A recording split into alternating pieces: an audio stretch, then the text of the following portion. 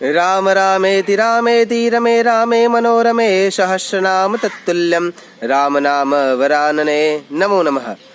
आप सभी का स्वागत करता हूँ आदिशक्ति ज्योतिष कार्यालय में, जिसमें हम धर्म के सारगर्भित गूढ़तम महत्तम विषयों को लेकर गूढ़तम चर्चा करते रहते हैं।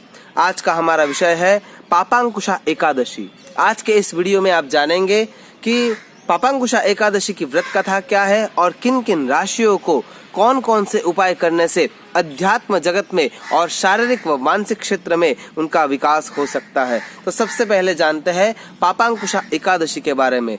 पापांकुशा एकादशी, पाप अंकुश एकादशी, आश्विन मास के शुक्ल पक्ष की एकादशी, जिसको पापांकुशा एकादशी कहा जाता है। पाप अंकुशा, नवरात्रि के इन पावन दिनों में जहाँ पे माँ जगदम्बा की आराधना हुई है। प्रथमम शैलपुत्रीति, द्वितीयम ब्रह्मचारिणीम, तृतीयम चंद्रघंटेति, कुष्मांडेति, चतुर्थकम पंचमम स्कंदमातेति, षष्ठम कात्यायनीति च, सप्तमम कालरात्रिश्च महागौरीति चाष्टमम, नवमम सिद्धिदात्री च नवदुर्गाः प्रकीर्तिताः। यानी कि एकम से लेके नूम तक माँ जगदम्बा की जिन जिन स्वरूपों की हम आराधना कर चुके हैं, उसमें नौवीं आराधना सिद्धिदात्री के रूप में हमने सिद्धि को भी प्राप्त कर लिया है। लेकिन उस सिद्धि को यथावत रखने के लिए हमें अपग्रेड होना होता है, हमारे जीवन को उच्चतम लेयर्स पर पहुंचाना होता है। या उच्चतम आयाम तक पहुंचने के लिए जो एकादशी आती है उसे पापांकुशा एकादशी कहते हैं। और साथ ही 10वीं तिथि के दिन हमने विजयादशमी का व्रत किया है। हमारे अंदर छुपे हुए पाप, जुगुप्साए, ऐषणाए, ईर्ष्याए, क्लेश, द्वेष, इन सभी दोषों को, चाहे वो अहम के रूप में रहता हो, चाहे वो हमारे मन में छुपे हुए भावों की दमित वासनाओं के रूप में भी रहता हो, फिर भी हमने उस पर विजय प्राप्त कर ली है। यानी कि पाप अंकुश में लाना है।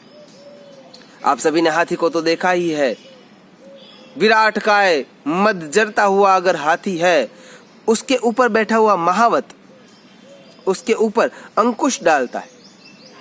उसके गर्दन के पीछे एक जगह ऐसी होती है जहां पे वो पैर देता है या पैर की गात देता है, और वो इतना शक्तिवंत हाथी सही ढंग से चलने लगता है।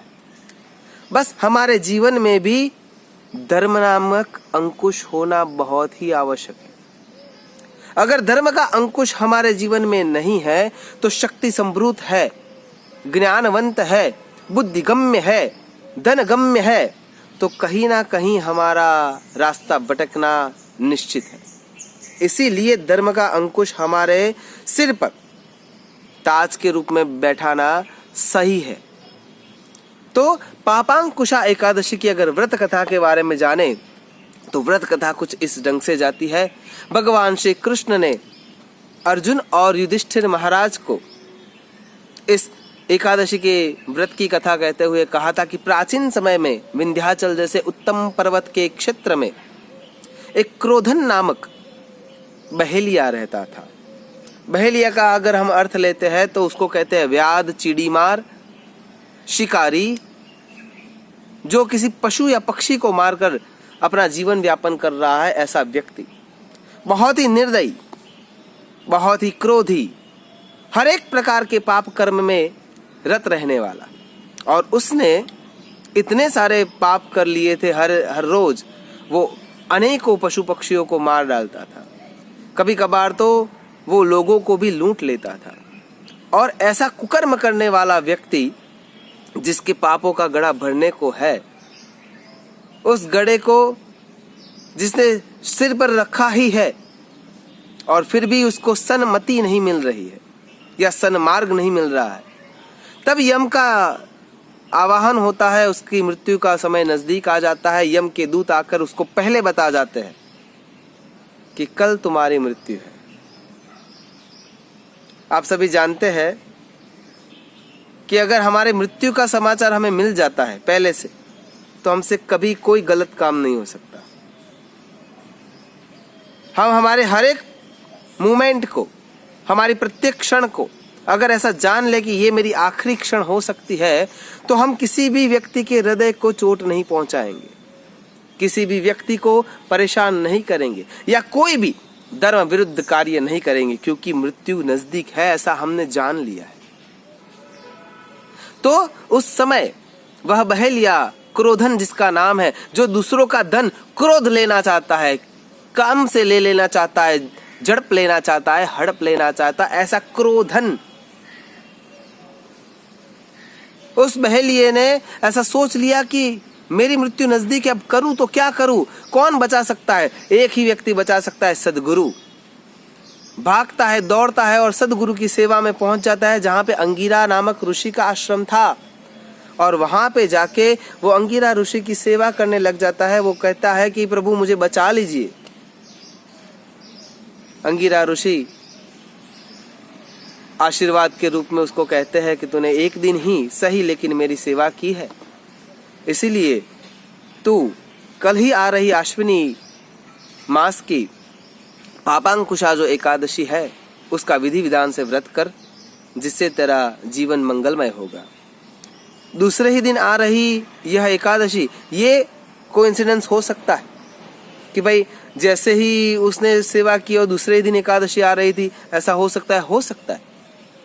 तो दूसरे दिन आ रही इस पापांकुशा एकादशी का उसने व्रत किया विधि विधान से, क्योंकि यमदूत ने तो कहा था कि कल ही तेरी मृत्यु है, तो उसने विधि विधान से व्रत किया। उसके व्रत के प्रभाव से जब यमदूत उसको लेने आते हैं तो देखते हैं कि इसका पापों का घड़ा जो भरा हुआ था, जो अपने सिर पर लेकर चल रहा था, मद रूप में लेकर चल रहा था, आज वो है ही नहीं,